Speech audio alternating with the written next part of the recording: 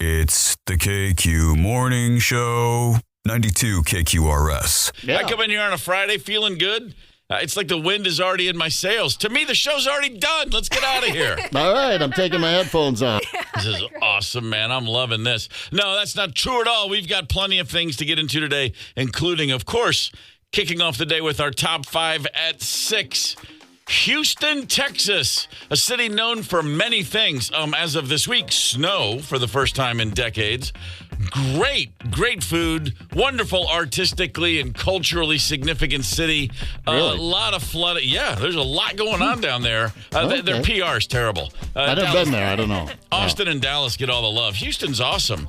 Okay. And then, of course, you can't forget all the drug-addicted rats. Man, is it awesome down there. City officials coming clean about the fact that their storage lockers for evidence, specifically drug evidence for hundreds and thousands of cases, it's being overrun by rats. Not just any rats. Listen to Peter Stout, head of the Houston Forensic Science Center, and the mayor of Houston, John Whitmire, explaining just exactly what they're up against. This is difficult getting these rodents out of there. I mean, think about it. They're drug-addicted rats. They're tough to deal with. We got 400,000 pounds of marijuana in storage. Whoa. That the rats are the only ones enjoying it. Monday, the DA's office sent out notices to defense attorneys on 3,600 open cases, including some capital murder cases involving drug evidence held in the vault where rats have been found. I guess someone's all behind the rats, aren't they? They're digging it. Well, yeah, I mean, just the things that cops will say to get out of being stoned all day long, get out of trouble for being stoned all day long. Yeah. When he says rats, it's weird that he goes air quotes every time. You know what I mean? I'm curious as to what's going on. Yeah. 400,000 pounds of weed? That's truckloads, literal truckloads after truckloads, semi-trailers full of weed. Yeah, they have bolts filled with it. I was looking at a video of it. It's time for the Houston Police Department to have a bake sale. I did that in quotes, too. Yeah. I just love the idea that the mayor says we've got 400,000 pounds of marijuana and the rats are the only ones enjoying it. Isn't it illegal? You're not supposed to enjoy it. Who's supposed to enjoy it? I just know. Hands in the air. Yeah. I've read the Pied Piper. This ain't going away. No one's going to come in here and lead those rats to the river, guys. It's over. Just give up the ghost. I don't know. Legalize it. How about that, Texas? Just a thought. Yeah, right. So not legal in Texas yet. I gotta think it's not. Number 4 in your top 5 at 6. Check this out. A gentleman in Tampa, Florida is in the hospital. He's in his 40s. He walked in basically going, hey, check this out. This is kind of weird. I've got this strange substance that seems to be oozing out of my palms and my feet and my elbows. This is not some biblical thing. No. He explained to the doctors that for the past 8 months, his daily diet has consisted of 9 pounds of cheese and butter. Yes. Along with beef and other fatty meats. That explains Every the day? yellowish every day. Man. That would explain the yellowish fatty substance. Again, oozing out of his palms, feet, and elbows. Nasty. Well, it saves me a trip to the doctor. I was starting to get a little worried, but this is a normal thing. And this is, you said, the mayor of Grantsburg, Wisconsin? That's what I was going to say. Scotties, are you going to take this lying down? You're No, gonna let a guy no. in Tampa, Florida get by on 9 pounds of cheese and butter a day? Where's your self-respect, Wisconsin? Oh, they do that. The deal is, though, they wash it all down with beer, so it just turns into beer sweats, you know? okay. It kind of flushes it through. This guy's missing one key component, not enough beer, I think. The doctors said the yellow substance oozing out of him was literally cholesterol coming out of his blood vessels. Oh, my God. I mean, he'd be fun at a party. He'd be a walking human chip dip, right? Just drag your chip right across his palms. I'm looking at the cholesterol chart here at the Mayo Clinic. Dangerous total cholesterol, anything over 240. Okay. Our man hit 1,000. Woo! 4 times. That's like driving drunk and blowing a .32. You're 4 times over the limit, buddy. That's 1,000 impressive. on the cholesterol. Very impressive. This guy needs to be hired by Costco because number 3 on your top 5 at 6, Finance Buzz actually is the site, financial website. Finance Buzz is hiring one person to taste 20 different Super Bowl snacks from Costco. They're going to give you $1,000 plus a $500 gift card to buy all the food. They just want somebody to test all the food from a Costco. It's called the Sideline Sampler Side Hustle. They want a photograph with each item, write a brief description, and rate them all based on how good they are and how hard they are to make. This is wings, pizza, mini tacos, mozzarella sticks, and more. Or as I do, just go in on a Saturday and sample all the free stuff. Yeah, you're a sucker. You've been doing it for free, man. So have I. You know, I mean, it's a cool thing to do, but I like it when they have these promotions, but why does it have to come with all the crappy homework, you know? You had me, then you lost me. You got a guy in Tampa, Florida, who is more than willing and able to taste some snacks. Like you said, Zeb, just walk up and just put a chip right under that guy's brow and a couple of drips on there. It's going to be fantastic. Woo! Number 2 on your top 5 at 6. Remember when movies mattered? Remember when movies like the 80s, 90s, a movie would come out and people would actually talk about it. All right. People you didn't know. I grew up loving nothing more than going to the theater, watching a movie, or the cinema, I should say. It's not exactly the case anymore. It's been that way for a while. The Academy Awards were announced. Here are your Best Picture nominees. A Complete Unknown, the Bob Dylan biopic, 8 Oscar nominations, including Best Picture and Best Actor. And then a whole bunch of other movies I didn't see. On this list, I've seen 2 of these movies, but one of them I slept for half of it. My daughter wanted to see Wicked, and I'm like, how often do my kid and I get to go to a movie anymore? Yeah. We go to see Wicked. I was snoring at one point. She had to elbow me. Dad, stop. Honora, The Brutalist, Conclave, Dune Part 2, Amelia. I'm already bored. Anyway, I hope that Chalamet wins. I hope A Complete Unknown wins because I saw it. I really enjoyed it, and I didn't see any of the other movies, so that's where it goes. Right to. I hope the one I saw wins. Like I care. Well, I mean, the AVN awards are just around the corner. That's the porn awards, you know. There's Sperms of Endearment. Oh, nice. Saving Ryan's Private. Uh-huh. Gladiator. I thought that was a nice remake. For Your Thighs Only. Glad he ate her? Is that what you said? Gladiator. Huh, well, you know, it's if you slow it down. Yeah, wow. I gotta pay more attention to the AVNs. I'm missing out. Speaking of the AVNs, hey, good morning, Cambridge, you bunch of dirty mind. No, hold on. I didn't mean to say that. Cambridge, Minnesota, good to have you with us this morning. We're thinking of you. Enjoy your Friday. Enjoy your weekend. One man who's going to have a great weekend. Let's talk about our top story on your top 5 at 6. In a vote, I think that speaks volumes for the lack of regard Pro Football Writers of America have for Sam Darnold. Kevin O'Connell was named NFL Coach of the Year. The Pro Football Writers of America looked at O'Connell and said, you did that with Sam Darnold? Dude, here you go. A 14-3 regular season record. In 3 full seasons, he's 34-19. That's pretty darn good. Not too many coaches go that strong in their first 3 in the NFL. And, of course, he was just locked down to a multi-year contract. He's not going away anytime soon. He's a finalist for AP Coach of the Year, likely in the running for NFL Coach of the Year. We'll find out during the Super Bowl week. Nice job, Kevin O'Connell. Congratulations. Yeah. He is doing a heck of a job. He is. Now he knows what it's like to kiss his sister. Exactly. Put one right on her lips. There you go. I had a buddy the other day. I was bitching about the Vikings. He's like, hey, they won 14 games, man. That was 14 weeks of quality entertainment. And I'm like, shut up. You're just a loser. 14. We're 14-2, and we lost her. Yeah, all right. Pretty good for you. There's your participation trophy. There's your top 5 at 6. Billy Idol just announced a big-ass tour this year. He's going to be on the road for quite a while. Boy, still sounds great. I saw an acoustic performance last year online. Billy Idol with Steve Stevens, and he sounded as good, if not better than ever. Like, Bill, whatever you're doing, keep doing it, brother. Yeah, very right. nicely done. Hey, check this out. What's the Paul Westerberg Waitress in the Sky? You know, sometimes he's looking at a flight attendant and going, you ain't nothing but a waitress in the sky, man. And we all get that. we've been on planes and we look at flight attendants and sometimes we assume they're looking down their noses at us.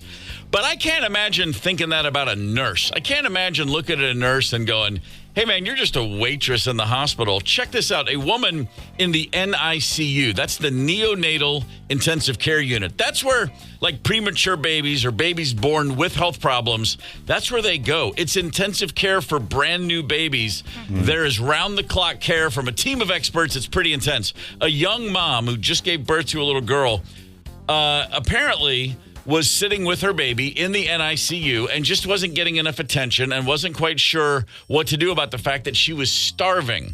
So she unplugged her baby from several of its monitors. Her baby that's in intensive care. And when the nurse came in, because, of course, they were like, oh, my God, the monitors have gone quiet. Let's rush in there.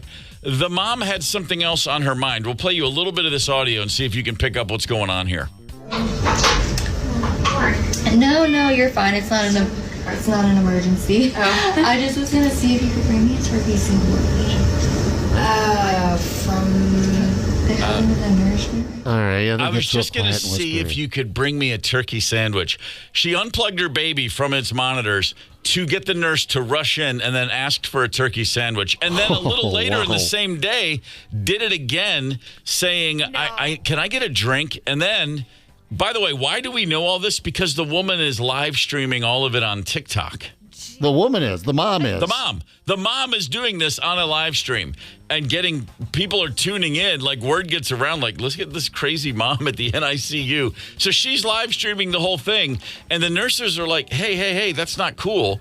And then she goes on to say, no, they told me if I want to get their attention, just unplug the baby. And then all of a sudden, every nurse in the world who has a TikTok account is on there going, there is no way in hell a nurse would have ever said that to you. And it just goes on and on and on.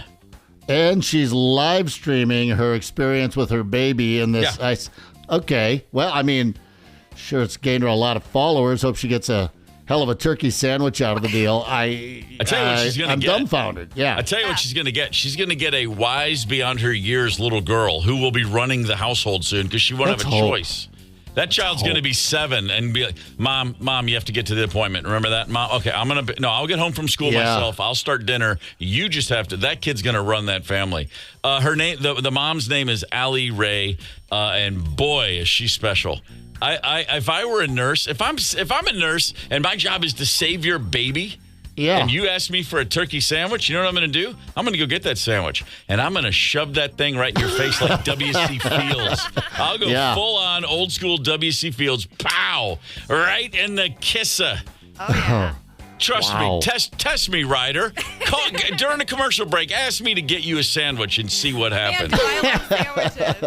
I'm here saving lives on the radio, for God's sakes. I don't have time to get you your turkey sandwich. Oh, my God. We have listeners in their own little ICU out on 169 right now, just sitting there, stuck. Yeah, that's exactly right. No, wow, this is...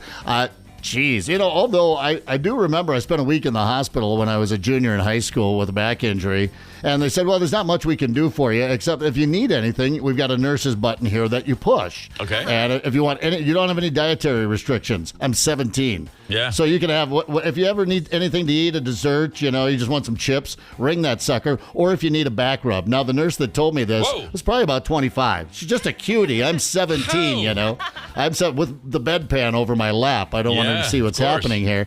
And so the next morning I wake up, I'm like, I think I need a little snack and a back rub, nurse sexy. I push the button, and in walks a construction working dude. I mean, he looked like it. He was hairy. He was about 6'4", and he goes, I'm your nurse. And he was my nurse. And instead of the... Back rub?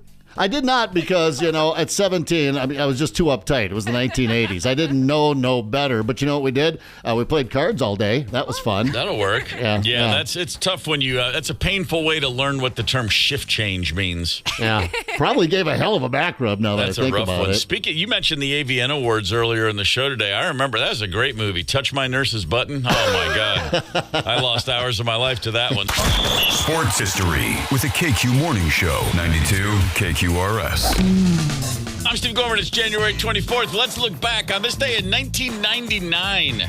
David Duval, professional golfer, a guy who was on a tear briefly, won 9 out of 30 tournaments he entered in the late 90s, and then a bad back put him off in the ditch, and he's never been heard from since. But on this day in 1999, down 7 strokes to start the day at the Bob Hope Chrysler Classic, 0 bogeys, 6 pars, 11 birdies, and an eagle. Jeez. That makes a 59. My man shot a 13 under 59 to not only blow everyone's mind, but win the tournament. He said afterwards, he started the day, again, 7 strokes back, won the tournament with a 59, won it by 1 stroke. He said, I was more excited about the 59 than I was to maybe win the tournament itself. Hell yeah, you were. I mean, I shot a 59 last summer over at the mini golf course in Edina. Oh, yeah. Not a big deal. I was half drunk. I wonder if he tried QC Kinetics for that back. I saw myself as a young golfer, never had a lesson, but I had clubs. How hard could it be? And my school had a golf team. Didn't have a coach. Just some kids that knew how to play would show up and play against other schools. They needed an extra guy. I was in 9th grade. What the hell? I joined the golf team. I shot a 72 in my first tournament for 9 holes. Yeah, I've been there. And by the way, on the last 2 holes, both holes, I borrowed a ball from the kid from the other high school I was going. Hey, man, I'm out of balls. I got home. I told my family what happened, and my dad looked at me and said, I think your career just ended, son. Yeah. Like, yeah, I think it did. Boy, a 59. It just boggles the mind. Yeah. That's a game I've never played. That's a game I never will play. Wow. It's the KQ Morning Show, 92 KQRS. It's the KQ Morning Show on Minnesota's Classic Rock, 92 KQRS. A surgeon in Taiwan, Chen Weinong, and his wife, they had 3 kids, and she's like, you know what, I don't want another kid. What are we going to do? And he said, well, I mean, I guess I could go back to the condoms because she doesn't want to get on birth control. Or I tell you what I'll do. You know what I'll do, honey? How about this? I'll get a vasectomy. And she said, that's great. Then he goes, you know what? No. I'm going to give myself a vasectomy, and I'm going to live stream it on Instagram. Oh. How about that? How about honey, I love you so much, and I want to make sure you don't have an unwanted pregnancy. Why don't I give myself an online vasectomy? And that's exactly what this bastard did. I think I like the mom more that asked for the turkey sandwich while her baby unplugged her baby's ICU. I mean, why is he live streaming? Look at what I can do. I tried to trim my eyebrows last summer and ended up with half an eyebrow. So good for you. I've mentioned on the show before, and this is a moment of vulnerability. I generate a ton of earwax, and so I go in there sometimes, and I know they say when you get a Q-tip, don't shove it all the way up in there. You just want to keep it in there. But sometimes I go a little deeper than they probably recommend, and I'll pull out a hole, and I'll be like, yeah, I got it, man. I hit the mother load. And when I do that, and I feel like I've cured something. I feel like this is a win for science. I got a Q-tip in and out of my ear, got a bunch of wax out, and I don't feel any worse for it. Yeah. Giving myself a vasectomy, and by the way, on Instagram now, it should be noted, this guy is a surgeon. Okay, this is not just, he's not a plumber. Yeah. He's not a bass player. He's a surgeon. So surgery is something he's comfortable with. But again, auto surgery, which is performing surgery upon yourself, and then especially going in to the front office to dismantle the piping on yourself.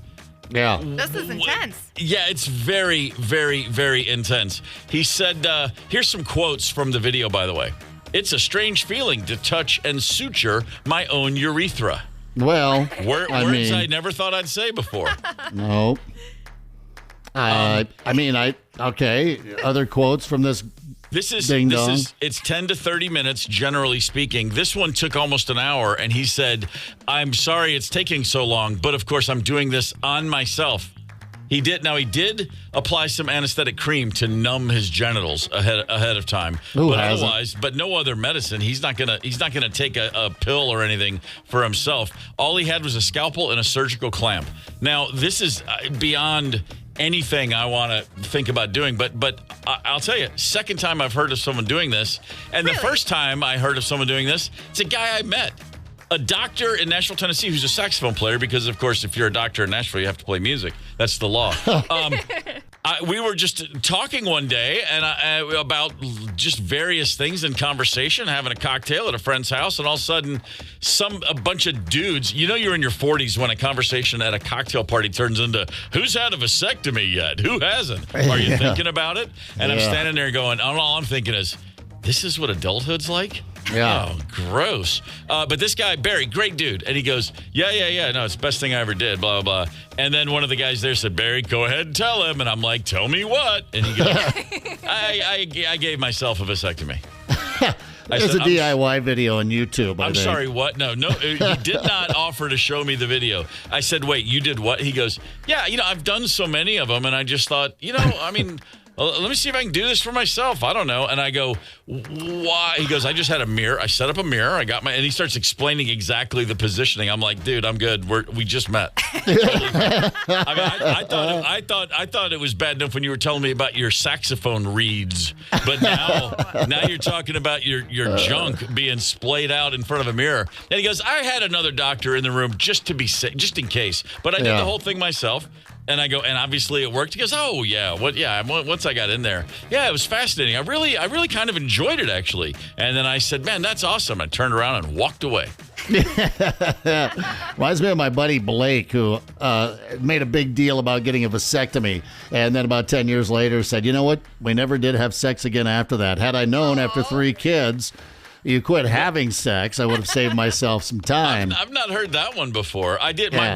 My brother Jim, also with 3 children, came in from work one day. He and his wife had had the conversation, and he walked in the door and said, "Hey, babe." She's like, "What's going on?" He, blah, blah, blah, end of the day, good to be home. And he said, I booked the appointment. I'm going to get the vasectomy next week. And her response was, "You can wait about 9 months if you want." Oh, man. Here comes number 4. Babe. Oh. Here comes number 4. So, timing in life, of course, is everything. Taking a flight, it's like taking a chance that some nonsense, a drunk passenger, a psychotic brake passenger, an explosive diarrhea passenger. I mean, a plane ticket these days, it's like an invitation to just some unexpected crap ruining your day. But, you don't even need to be on a plane. You don't have to be on that flight for it to drop some nonsense, some crap into your lap. You could be like a California couple who is suing JetBlue Airlines for $1 million. Not because of anything that happened on a JetBlue flight. They weren't on a JetBlue flight.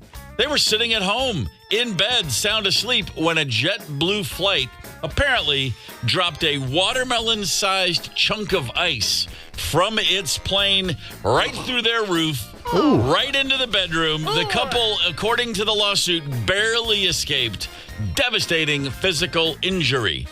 A chunk of ice the size of a watermelon falling from several thousand feet can do some damage. Make no mistake about it. I don't think my roof is going to bounce that thing back. It's going to go right through. Yeah. This is a very scary thing. I mean, one minute you're laying in bed. You're sitting there like, I don't know. Do you want more Dateline? Seriously, babe? I'm worried about you. It's too much true crime.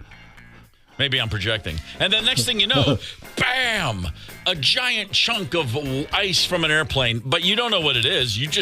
Something there blasts through your roof. Jeez. Apparently, this chunk of ice caused extensive damage to the roof. The couple have, quote, suffered severe emotional distress. It's led to insomnia. They've both been in therapy. They live on a flight plane. Planes pass over their home every 5 minutes, and now at the sound of every flight, they cringe with fear. They're even considering moving, even though they consider their current home to be, quote, their dream home. Oh, well, obviously it's not. First of all, if you're 5 minutes away from an active runway, that's not your dream home. I'm sorry, it's not. But here's the thing. They were able to figure out where it came from. It's a JetBlue flight. The JetBlue plane in question had a similar situation. Apparently, a couple years early, also dropped some ice on a house in Massachusetts. Yeah. How? Well, I mean, I was gonna give them a pass for the LA one. I thought maybe they thought they were an air tanker and they were trying to help out with the wildfires. Yeah. But nothing going over there on the other coast. This leads me to my next point. I'm going to give you a definition. Blue ice. Blue ice is frozen sewage material that has leaked mid-flight from commercial aircraft lavatory waste systems. It's a mixture of human bio-waste and liquid disinfectant that freezes at high altitude. Oh, is that what they're serving in those blue big gulps at 7-Eleven? That's it. I want those Gatorade, those blue Gatorade. I'm like, the blue flavor. What flavor is that exactly? Over the last 40 years, there are over 50 documented incidents of blue ice impact in the United States. Again, sewage material leaking mid-flight from commercial aircraft. Well. And it's blue because of that disinfectant that's in there with it. Yeah. So that's not just like a chunk of ice. That's a chunk of, what's the word? Crap ice. Yeah, well, Scheiß ice, our German friends. Oh, you got some Scheiß ice. Scheiß ice fell out of the sky into your roof. That sounds kind of nice, Scheiß ice, when you say it like that. Scheiß ice, I'll take one. It's a hot summer day. Well, I forget how many years ago it was. I think it was like about 3 years ago. Here we got a Burnsville gal. And this was not blue that came falling out of the sky while she was sitting in the line at Starbucks. We're in Burnsville, 13 and Cliff, by Caribou. Oops, I was waiting in line, getting my daily coffee. I was in the drive-thru. I was like the 6th car. There's always a bunch of cars here. And all of a sudden, brown dropped onto my vehicle. It was like it rained brown for a second. Bloom, like that. Like it came straight down. It hit on my roof, on my hood. It was all the way down my side. My car and the car in front of me was fully covered. Something landed on my mom's car. Also, my child was with me, so I'm glad the windows weren't open. It stinked. You could tell that it was, you know. It was poop. Yeah, it was poop. Yeah. 1 minute I'm waiting for some brown in my cup, and then I get brown in the air. Brown rain. Or we call it browner Regen. And it came all over. The coffee didn't taste the same after that. It was horrible. It was a terrible. MSP said, well, we don't believe this was one of our flights. Perhaps it was a flock of geese flying over. We're in Minnesota. Flocks of geese fly over all the time. Rarely do they completely coat a car in crap. Right. Yeah. So nice try. But I think as far as this JetBlue snafu goes, I'm going to quote Sid the Kid here. I put her on a JetBlue flight one time, and then I asked her, I said, well, how'd it go? And she said, well, JetBlue, they're no Frontier. And I went, oh, okay. It's that bad, huh? Okay. I had one JetBlue experience that was wonderful. First time I ever flew it was great. Yeah? I loved everything about it. And then the second time I flew on JetBlue, I remember my comment was, well, they misspelled it. It should be JETBLEW. Man. Not ideal. Fine little button on this lawsuit. The couple is asking $360,000 for property damages, $40,000 in medical expenses, $300,000 for emotional distress, all right. $300,000 for pain, suffering, and inconvenience. I mean, their lawyer is being generous to JetBlue, I think. Cut the check. Yeah. Just the last thing you want is people like us going, hey, man, JetBlue ice, blue ice. It's a slippery slope. Yeah, Speaking of slippery slopes, get away from where that stuff melts. Let me tell you right now. Hey, the 2025 Tee It Up golf card presented by Club Champion is on sale now. Golf 6 area courses and save nearly $200. Get yours before it sells out. And yes, make no mistake, it will sell out. Text GOLF, text the word GOLF to 651-989-ROCK. AC/DC, or as they say down under, Akadak. They're coming to US Bank Stadium in a few months. And I'm imagining this will be someone's first concert. Some lucky kid is going to break their concert cherry at AC/DC. Wow. But chances are, it will also be someone's worst concert for any number of reasons. First and worst concert experiences. Everybody's got a story. Everybody remembers them. 651-989-ROCK. First and worst. Let's line them up. Hang tight. It's the KQ Morning Show, 92 KQRS. It's the KQ Morning Show on Minnesota's Classic Rock 92 KQRS. I'm Steve Gorman. This is the KQ Morning Show. It's Friday, January 24th. Everybody remembers their first concert. Everybody remembers usually their worst concert. And I'm thinking about AC/DC coming up. Someone's going to go to that show and it'll be their first concert. Someone's going to be able to say, oh, my first gig, it was AC/DC. That person wins the prize. Here's a text. We've got a ton of text messages. 651-989-ROCK. Gina wrote, my first concert was Prince, Christmas Eve, 1984. It was awesome. Nice. But then she goes, my worst was Tom Petty in the mid-90s. Petty was great. Wasn't a problem with the band. Okay. But my husband, boyfriend at the time, his brother and his friend were drunk, stoned, and obnoxious. And? You mean they were there too? Yeah, of course. I was looking for some more details, but I get it. It's a bummer. She goes on to say, it sucks because I won't be able to see either Petty or Prince again. I get it. It doesn't take much to ruin a concert, largely because you're so excited. Your expectations are so huge that you can be knocked off that perch with just the littlest nudge. You know what I mean? Like you've dropped all reality, all sense of this is just another day. You're looking for the most perfect night of your life, and then the slightest thing can just ruin it for you. So, that's how that goes sometimes. Ryder, first concert you ever went to, what was it? I'm going to get some crap for this one, but it was 1997 Offspring, the Ixnay on the Ombre. Worst concert. And this one, it wasn't even the fault of the band. I don't even want to say it was the fault of the venue, because it was like the Palace. Definitely the first month the Palace in St. Paul was open, I went and saw this band called the Jesus and Mary Chain. Sure. Oh, yeah.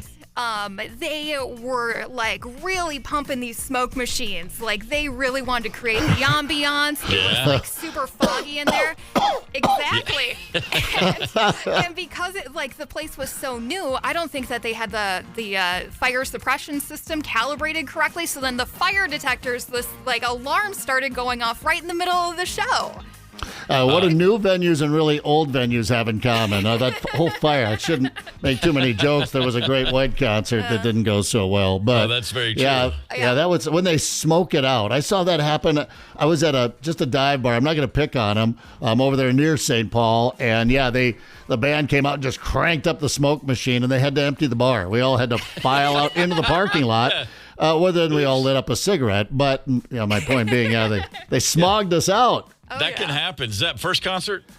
Loverboy. So that was my first show. Very memorable. And, of course, those were the hits back in the early 1980s, right? 1982, you saw Loverboy and Joan Jett. You were seeing the cream of the crop in the Midwest. Absolutely top notch right there. My first concert, not much to say. I mean, nothing memorable other than it was my first concert. It was Heart. I was 13, had no expectation of being able to go to the show. It was like a surprise. The best part was we were on a soccer trip, and all of a sudden we're like, there's Heart playing in arena. And my friend's mom is like, some of you boys want to go see Heart? She was just trying to get rid of us.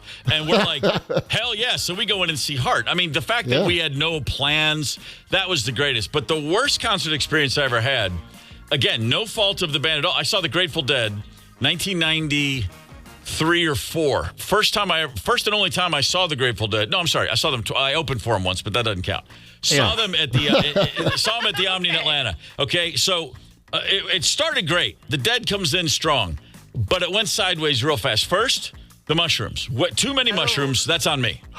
Okay, my bad.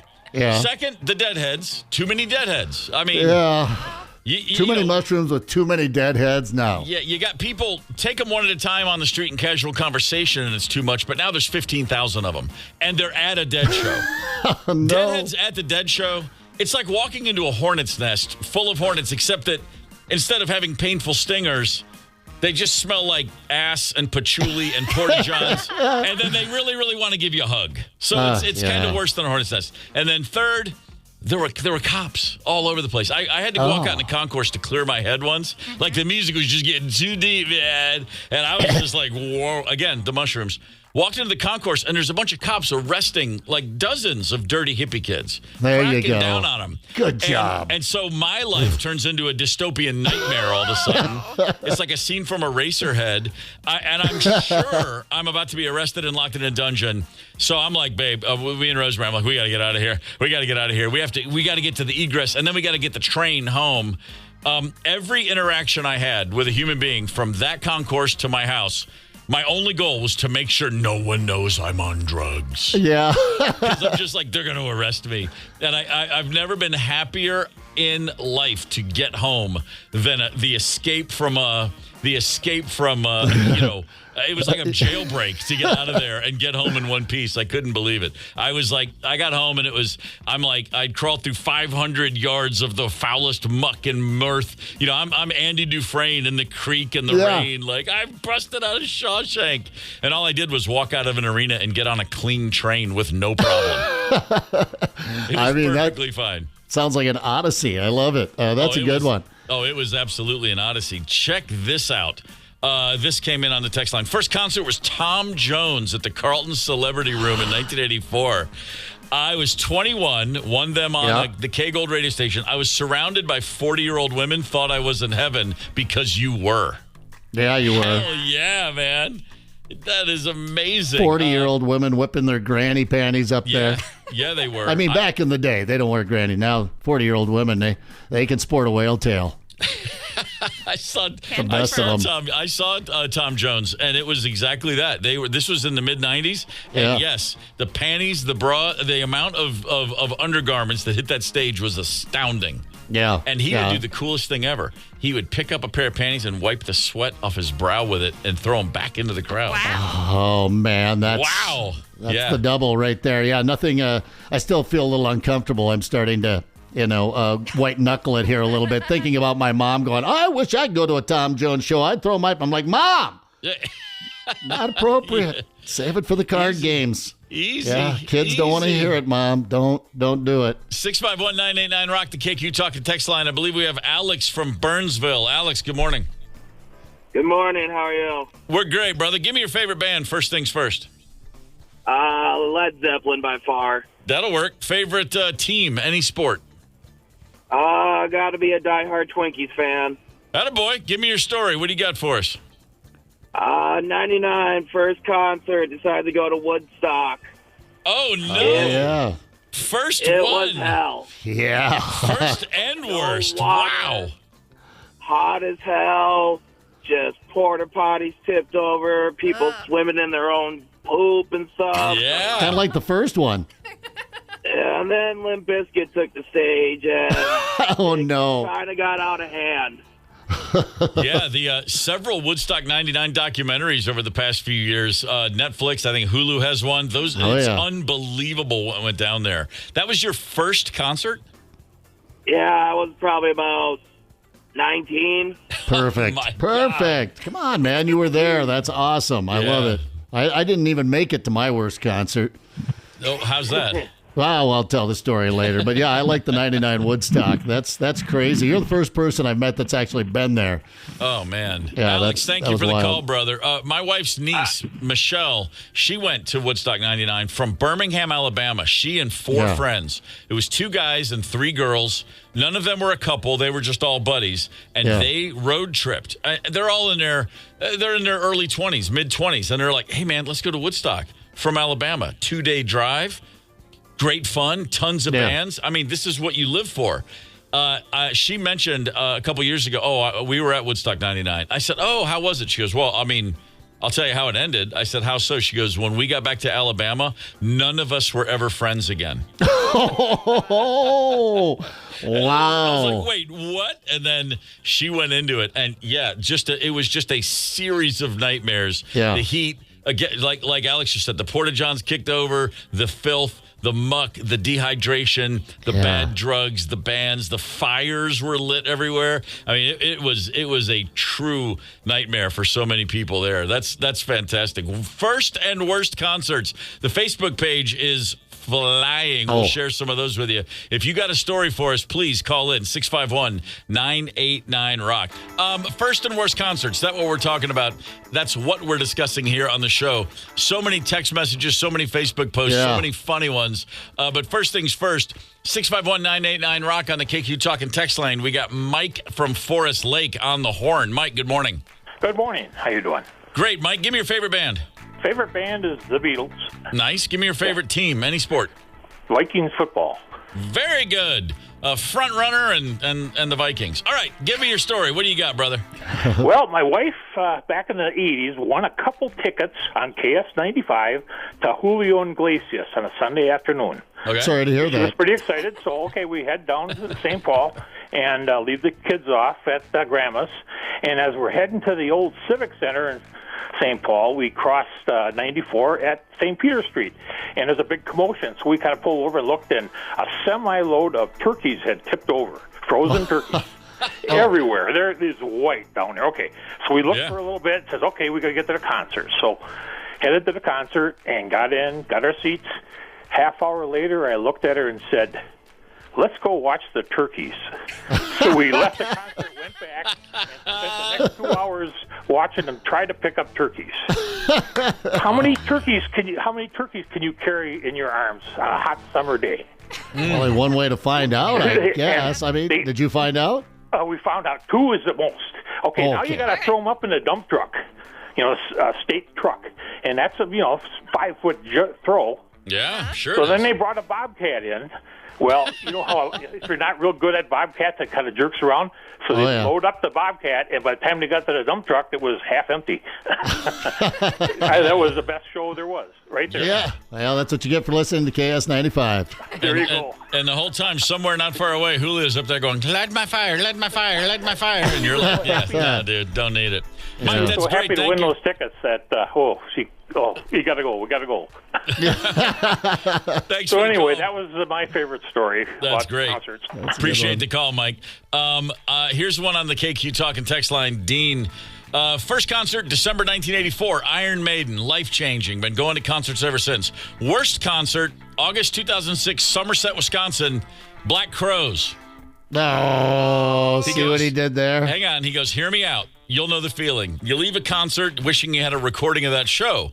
On that tour, he says, you guys had a recording truck following. You could buy a recording of the show. I was so excited to get that recording. This is going to rock. But here's where it goes south. The venue holds about 20,000, but the crowd was really small. It took the air out of the room. I know it was outdoors, but you could tell the band was disappointed, and it felt like the show was phoned in. I left just crushed. Still loved the band and saw you again several more times. I'll tell you this. Somerset, Wisconsin, 2006. I'm not kidding. I remember that show. That was in the final week of that, really, of the band being at its. We were great in 2005, and then we lost 2 members of the band like later that month. We lost a third of the band about a week after that gig you're referencing, and it was we were at the end of a baton death march, just counting the days. Sorry about that, man. My bad. We were in our own way, as they say. Yeah. Well, it happens to bands just like it happens to fans. Who did we talk to earlier? Oh, I'm sorry, I forget the caller's name, who was at Woodstock 99, and you mentioned that you had a friend that went with a bunch of her friends, and they never spoke again after that show. It ended Sometimes 5 it goes relationships. Yeah, I mean, it can go bad on stage. It can go bad in the audience. I see a lot of Bob Dylan as worst experiences, and we have so many. You know what? Have you seen Bob Dylan live, Ryder? I have not. No. Okay, well, I've seen him live, I don't know, a half dozen at least times, maybe as many as 8 times, and it's a flip of the coin with Bob. You know, but but Bob's cool with that. Sometimes he will just come out and, you know what? I don't like this crowd. I don't know. Maybe he got a green M&M in his bowl backstage or something. But he's had that contentious. And then sometimes he comes and just gives you a real gift. But it goes back and forth. I also see some worse concerts and one good one for Monsters of Rock at the Metrodome. No one ever had a great listening experience at that piece of garbage that dumpster that was the Metrodome. The sound was the worst. In fact, I remember being at a Pink Floyd show, and I was in the back upper deck. Now, it was like listening to a show, up from outside. You can hear it going on inside. That's what the back of the Metrodome was like. Yeah. And so people would just practically riot and party back there. So they had a policy where they'd keep the lights on in that section. I'm at a Pink Floyd show. I'm at a Pink Floyd show that kind of sounds a little bit like this to me. And the lights are on. We rioted. And the goodbye Metrodome. That's insane. Jody on the Facebook page wrote, first concert was The Who. Worst was Phil Collins. But It was so crappy, she spelled it Phil Collins, I think. So that'll tell you how much she enjoyed that. 651-989-ROCK, KQ Talking Text Line. We got Wayne from Hutchinson. Wayne, good morning. Hey, how you doing? Great, brother. Give me your favorite band. That would be either Yes or Camel. Right on. Give me your favorite team, any sport. Vikings. All right. Give me your story. What do you got, Wayne? St. Cloud, 1973. Gypsy was coming to town, so me and my buddy went there. Jocko Harp was a two-man crew playing. They did the opening act, played 4 or 5 songs. It was great. Gypsy comes on. The first song they played, very lethargic. Second song comes on. The crowd started booing, and it got louder and louder pretty soon. They went off the stage. Then the lights came on, and then the announcer came out and said, "Concert over." And me and my buddy looked at each other and says, "Hey, dude, we paid $7 a seat for this. Where's our refund?" So that's how that went. That's rough. Thank you for the call. We appreciate it, brother. This is on the text line. Mike wrote, my first concert was AC/DC at the old Met Center, which I said earlier, someone's going to have a first concert experience in a couple months at AC/DC. Mike had that experience back at the old Met Center. He said, for Christmas, I got my 2 sons, my son-in-law, and my brother-in-law tickets to AC/DC on the floor. It'll be the first concert for both my sons and son-in-law. And, of course, I'll be accompanying them. Good dad, Mike. Excellent dad work happening for Mike over there. Man, April Wine at the Orpheum, first concert. Yeah, April Wine, of course. If you see Kay, tell her I love her. That's exactly right. There's a bunch of AC/DC first concerts. That's fantastic. Another common worst concert. I'm surprised on Facebook from just a couple years ago. Bon Jovi. Apparently he was having some rough vocal. Last few tours he had some throat difficulties, if you will. And boy, he's just getting teed off on here. Hey, that happens when you get on stage and you're a singer and you can't sing. People are going to be a little disappointed. By his own admission, I think he said, I don't know if it's his lovely wife of, his entire career practically. Yep. I think they were high school sweethearts. I know where they got married, at Graceland. There's a big sign hanging out in front of it right there in old downtown Las Vegas. But I think his wife at some point, he said just in the last year, he's getting his voice back. And I don't know if he had a procedure, but he said, she just said, honey, you sound terrible. No one will tell you. No one in the band will tell you. People want to get paid. You're out on tour, but you sound awful. And he went back and listened. So hopefully it's getting better for John. But, I guess it was pretty rough there for a while. 651-989-ROCK. Jim from Ham Lake is on the horn. Jim, good morning. Hey, good morning, guys. Great show. Thank you. Give me your favorite band. Pearl Jam minus their politics. Give me your favorite. Do they make records where you can take the politics out? Give me your favorite team, any sport. The Vikings. I'm sorry. No, say, man. It's still we all have fresh. crosses. We all have crosses to bear. You got Eddie Vedder's chat and the Vikings. It's it's okay. Hey, give me your show, Jim. Give me your story. Mid-70s. We're in mid-70s. Me and my high school buddies decide last minute to go out to the St. Paul Civic Center to see Leonard Skinner. Not sure what we're thinking. We get out there. The show is sold out. Getting ready to leave, and we notice a small crowd at one of the exit doors. So we went over there, and someone had a friend on the inside that opened the door, and we all bum rushed it. It looked like a Black Friday sale. Nice. And we watched the show. It was fantastic, especially because it was free. So we're leaving, getting out to the parking lot, and my 1966 Sammy John Chevy van was broke into. Oh, no. They broke the window and took my 8-track tape that was worth about $11. Wait, the members of Leonard Skinner broke into your van? That's terrible. Hooligans. Man. Who knows? But it was still quite the experience. Skinner in the mid-70s. That doesn't get much better, honestly. I'm envious that you saw that band live. Thank you for the call, brother. Appreciate it. On the text line, first concert, 1976, Kiss with Uriah Heep. What the hell? I mean, you can smell the skunk weed, the dirt weed at these concerts. Wasn't 76, was that the Kiss Alive that would turn into the Kiss Alive 2 album? 76, 77, probably, yeah. 77, because the album came out, I think, in 77. I could be wrong about that. It might have been 78, yeah. But they were already, it was past, the first Alive was out. So that says Kiss was like taking off, man. They were blowing up. The guy who saw Kiss in Uriah Heep, his worst concert, and man, since I got to Minnesota, I have heard about this show from a dozen different people. Sting at the Armory. Snooze fest. Apparently he had sound problems and just bored to death. I mean, man, Sting, I don't know what happened when Sting came through the Twin Cities, but he pissed a lot of people. Well, I know he pissed a lot of people off. I don't know how, but I've heard about that one from so many people. He seems like he could be a moody entertainer, if it's not going right for him. He just, lays a turd on the stage for you. Oh, Dewey from Eden Prairie. First and Worst is the same concert. 1977 Blue Oyster Cult. I was 13, and my older brother and his buddies took me. Nobody ever patted down a kid in those days. Yeah! I was carrying 3 large flasks in my parka.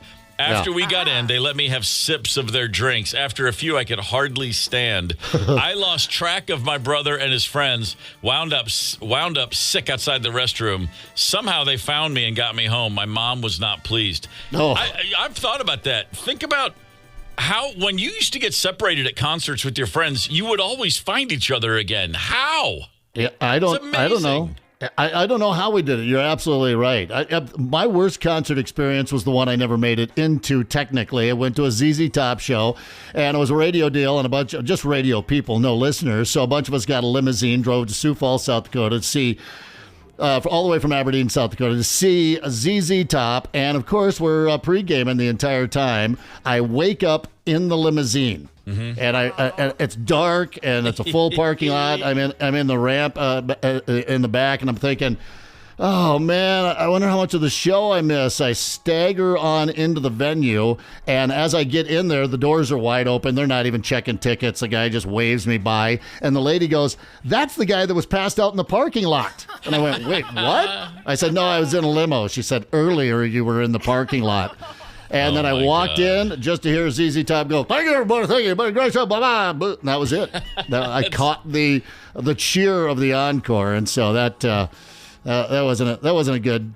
All right, I don't know, showing. I got one last text. This is the winner and the loser of the day from Brian. Went to the Metrodome to see Foghat. Okay, we're already off and running. Mm-hmm. We watched a bunch of girls fight. I mean, okay. and anybody who's seen a real girl fight knows dudes don't have a chance. No. We watched a bunch of girls fight, and a Kodak container fell on the ground. My buddy picked it up, and it had a bunch of little red pills in it. We thought they were speeders. They were downers. So we all took 3 apiece, and I gave the Kodak container to my friend. And when I looked at him again, he's laughing because him and my friend, other friend, took pills. No one ever said they were sleepers. We had a drag end up. I'm not sure what that means. They ended up in an ambulance, and we ended up taking them to the hospital. Oh. My friend Mark's heart stopped once at the hospital. They brought him back, and we were sleeping for like 3 days. Oh! That really took a nosedive right there. Yeah. All the better. Back in the old days when you were like, I remember someone handing me something, and it was a black capsule. And they just handed it to me, and just, pop, right in the mouth it went. I don't remember what happened, but I mean, it was just like, got a pill? Sure. Find them, gobble them. That's the strategy. Ask questions later. Yeah. Hey, 92 KQRS wants to send you to see Metallica at Mile High Stadium in Denver this summer for the final nights of their M72 No Repeat weekend tour. For a shot to win Snake Pit tickets for both nights, plus airfare and hotel for 2, text the national keyword BLACK to 95819 for your chance to win. The top 5 at 9 coming up. Hang tight. It's the KQ Morning Show. 92 KQRS. It's the KQ Morning Show on Minnesota's Classic Rock. 92 KQRS. I'm Steve Gorman. This is the KQ Morning Show. Good Friday morning. It is January the 24th. Oh, we've been talking about concerts a good part of the morning. First concerts, worst concerts, a lot of great stories. Thank you to everybody who phoned in, who texted in, who hit the Facebook page. There are still plenty of things hitting both the text line and the Facebook page. If you want to laugh, just scroll through the KQRS Facebook posts. I like this one from Brandy. Her first concert, Soul Asylum. Worst concert, the opening act for Soul Asylum. And then she writes, no idea who it was, but she sounded like Minnie Mouse. Oh, well, what if it was Minnie Mouse, you un-American freak? Yeah, really, Brandy? No, I don't. Yeah, who knows? I'm going to hit Murphy with a text and ask him, who opened for you guys that sounded like Minnie Mouse? I bet he'll know. Just saying. He'll be like, oh, yeah, no, I know exactly what she's talking about. So thanks again, seriously, for everybody who jumped on board. It's been a lot of fun. Right now, it's a little bit of business we call the Top 5 at 9. Let's get to it. 5 stories that jumped off the page to us. Houston, Texas. You know Houston, Texas, the place that gets all of our snow now, apparently, in 2025. It's not just about snow down in Houston. They've got a situation where over the years, as they've made arrest after arrest after arrest in drug busts, they store all the drugs. You know, when police arrest you with a bunch of contraband, they don't just throw it out. They keep it. They hold it for trial. They use it. They use it or whatever. No, they hang on to it. Yeah. There's an awful lot of paraphernalia and contraband, and especially marijuana, in Houston police storage evidence lockers. And they have a real issue now because the rats have found a way in. Peter Stout, head of the Houston Forensic Science Center, and then the mayor of Houston here talking about the situation. This is difficult getting these rodents out of there. I mean, think about it. They're drug-addicted rats. They're tough to deal with. We got 400,000 pounds of marijuana in storage that the rats are the only ones enjoying it. Monday, the DA's office sent out notices to defense attorneys on 3,600 open cases, including some capital murder cases involving drug evidence held in the vault where rats have been found. Oops. I'm waiting for the movie, Drug Addicted Rats. I mean, Cocaine Bear was rocking. I'm not sure about Drug Addicted Rats. You know, you could have some fun with it, do something with it. Sure, definitely has a B-movie title written all over it. The British pop star Robbie Williams, he has a movie out about a drug-addicted monkey. Isn't that right? The movie of his life. What'd you call me? They have like a CGI monkey portraying him.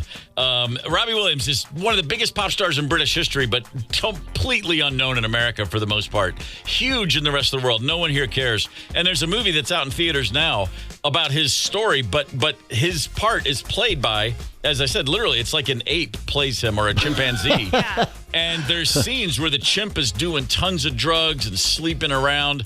And I read a quote and someone said, well, it's harder to, you don't feel sorry for a rock star who's so troubled and dealing with so much unprocessed trauma that they do drugs and have copious amounts of stranger sex. But if you see a monkey doing it, then you can have more sympathy. And that's when I said, hey, talk about a movie I'll never watch 5 seconds of. You're right. Okay, yeah. Let's get back to the drug-addicted rats in Houston, though. By the way, not just Houston. New Orleans also said a lot of their drug evidence was under assault from rats as well as cockroaches. The drugs are just crawling. And then, of course, rats have also broken into a large container of hallucinogenic mushrooms. So you got stoned rats and you got rats who are tripping. And that is the Nat Geo documentary I want to watch. Rodents own drugs. Come with us as we look into the secret society of Houston, Texas's rodential drug problems. Yeah, I'm all for it. And meanwhile, maybe quit taking so many drugs. Although I understand there are a couple of capital murder cases that there was some evidence involved. It sounded like in the story I read a little deeper that it's not going to affect those cases, the serious cases. But if a few pot peddlers get off in Texas, go ahead and let them go. Come on, Texas. Everybody's doing it. Come on, Minnesota. Everyone's doing it. Legalize marijuana. Number 4 on your top 5 at 9. Wisconsin, the gauntlet has been thrown down from a Florida man. The most Wisconsin story ever, and it's a guy in Tampa Bay, of all things. A gentleman in his 40s showed up at the hospital and said, I think I might have a problem, because he had a yellowish, fatty substance oozing out of his palms, out of his feet, and out of his elbows. Doctors see, they're like, holy crap, get him in here. They start talking to him, running tests, saying, what's been going on? And then it comes out. He says, oh, well, for the last months, I've been eating a pretty specialized diet. Every day, I eat, along with beef and other fatty meats, 9 pounds of cheese and butter. Oh. 9 pounds of cheese and butter. And then he said, it's actually helped me to lose some weight, and it's really improved my energy and mental clarity. All right. I'm on board. I'm all go. for it. I expect to, this is a story I expect out of Eau Claire. I don't expect to hear this from Tampa, Florida, because I have no problem eating 9 pounds of cheese and butter, but I do if you're in such a humid area of the world. Like I get it in the cold, the humidity down there. My man's cholesterol level over 1,000 on a scale where 240 is considered deadly. I mean, you put that right on the tombstone, right there on the headstone, don't you? 1,000 calorie count. Rest in peace. That's gross that it's leaking out. You know what he needs? A tapeworm. That will balance. That tapeworm will gobble all that cholesterol up right there in his bod. Hey, maybe a couple of them. I know a guy. If you need a tapeworm, just talk to me out there about it. So the yellow substance oozing out of him, it was literally just straight up cholesterol coming through his blood vessels. Holy smokes. You've heard of that show, My 600-Pound Life? I'm waiting for my 9 pound of cheese life. I'll watch it. I'll watch a man eat 9 pounds of cheese. I mean, I've taken a run at it before. I wonder what his wife thinks. That was a joke. Something tells me there's an app he has where he can ask, and she'll come back, I think you're perfect. Keep going. Have some cheese. Number 3 on your top 5 at 9, a woman who just recently gave birth to a little girl. Her name is Allie Ray, the mom, that is. She's in the hospital because her daughter is in the NICU, neonatal intensive care unit. So you're like, oh my gosh, that poor baby. Apparently she's going to be fine, but probably a preemie, somebody who needed a little extra attention in her first few weeks of life. The mom has been live streaming her experiences on TikTok. Live streaming what it's like to be in the NICU with your daughter. Okay. And at some point during her live stream, Allie Ray, the mom, decided she was, looking for something a little unusual. She needed to get the nurse's attention, so she unplugged her baby's monitor. The ICU monitor, she unplugged it. So, of course, nurses see that, at their desk, they get a doot. They jump up and run to see, oh, my God, this is an emergency. And see if you can hear what the mom says, live streaming this, when the neonatal nurses come in to save her daughter. No, you're fine. It's not an emergency. Oh. I just was gonna see if you could bring me a turkey sandwich.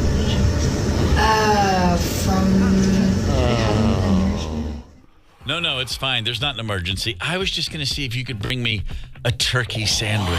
Oh, what fun she's having with her baby in ICU and all that attention she's getting on social media, and of course being waited on hand and foot by ICU nurses. Yeah. Wow. Yeah. The part that grinds my gears the most is the first thing she says. The nurse comes running in. Clearly, you can't see the nurse, but she must have a concerned look on her face because the woman says, "Oh no, you're fine." Yeah, it's not an emergency. Very casual. When people tell me, "Oh, you're fine," it's real hard for me not to go, that's not what we're talking about here. Yeah. It's like when you say thanks and someone says no problem. I'll never get over it. Even though my kids are like, Dad, it's a guy at Starbucks. Get over it. Thanks, no problem. And I every time go, I didn't know there was one. Yeah. Do we have a problem? You should confront them. You're doing your job. It's real simple. I say thank you and you say you're welcome, or just say nothing. But when people say no problem, and I by the way, I've dropped a lot of stuff when my kids look at me and go, you are being such an old man. This one, dying on the hill of don't tell me no problem unless I think there's a problem and you're reassuring me that there's not a problem. I'll die on that hill with you. Besides, I like to think that little Gen Zer went in the back room and just cried their eyes out. Did you see him confront me? It was so... I'm triggered. I feel triggered. This mother, man. I mean, there's a baby that's going through a medical crisis. So I don't know if you necessarily want to see it, but I'd like to see the next professional go into that room be a social worker, perhaps. Maybe that might be a nice touch there. And now I know how to get a nurse's attention. Couldn't buy their attention, but maybe if I can, I don't know. I get a little alert button for myself. One of those, I've fallen. I might be coming back in there and saying, okay, I couldn't find a turkey sandwich, but here's a frozen turkey. Smack her right in the head with it. Here's a butterball upside your bean. Wow. Number 2 on your top 5 at 9, the Academy Awards have announced their nominations. Best Picture Oscar, Bob Dylan's biopic, A Complete Unknown. Not only is it up for Best Picture, but 7 other Oscars, and that includes Best Actor for Timothée Chalamet.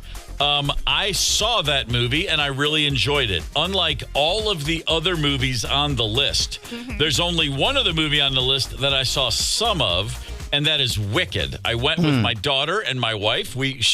Marley wanted to see it, and it's an afternoon matinee. We're like, yeah, let's go to the movie with our daughter.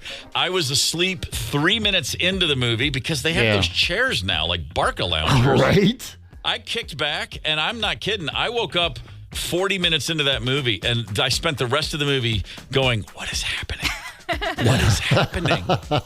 I saw the play. I saw Wicked, the play, 10 or 11 years ago and really enjoyed it against it was a play. I didn't expect to, and I thought, man, that was amazing. But then seeing it on film, I was like, again, what is happening? This doesn't make any sense. Can the wizard just kill all of them? Can we just get out of here? Oh, it's okay, like a wizard. You said Wicked. I just assumed it was like maybe a documentary shot in Boston. It's a Wicked prequel to The Wizard of Oz. That's what it is. I've seen it around, but yeah. Maybe if it wins an Oscar, I'll see it. You know what? Be like a Houston rat. Gobble down a fistful of weed and watch it. It'll probably make a lot more sense. Okay. Morning shout out right now to West St. Paul. Or as I call it, right over there, right around the corner, I got to think, to West St. Paul. Happy to have you with us and appreciate you listening. You know what to do, West St. Paul. Hit us up. Check this out. Volumes. Speaking volumes. They are the Pro Football Writers of America, and they have weighed in on what they actually think of Sam Darnold by naming Kevin O'Connell Coach of the Year. They're basically saying Kevin O'Connell's Coach of the Year because he won 14 games with Sam Darnold. Build a statue to him, for crying out loud. That's right, the Pro Football Writers of America. These are the guys that, it's like the group that are the writers, day in and day out, beat writers. Bang. KOC, Coach of the Year. And by the way, why not? I mean, give it to him because, again, for the third time, he won 14 games with Sam Darnold. And not that, I'm not going to bang on Sam Darnold all day long. He's a perfectly fine NFL quarterback. But perfectly fine quarterbacks don't win 14 games. They win like 9 or 10. Yeah. But they got to 14, and that is way more on Kevin O'Connell than it is on Sam Darnold. So cheers, KOC. Glad you got locked down for a few more seasons. Yeah, and you got to put something in that trophy cabinet, don't you? Just sitting there gathering dust, awfully empty. Yeah. That's true.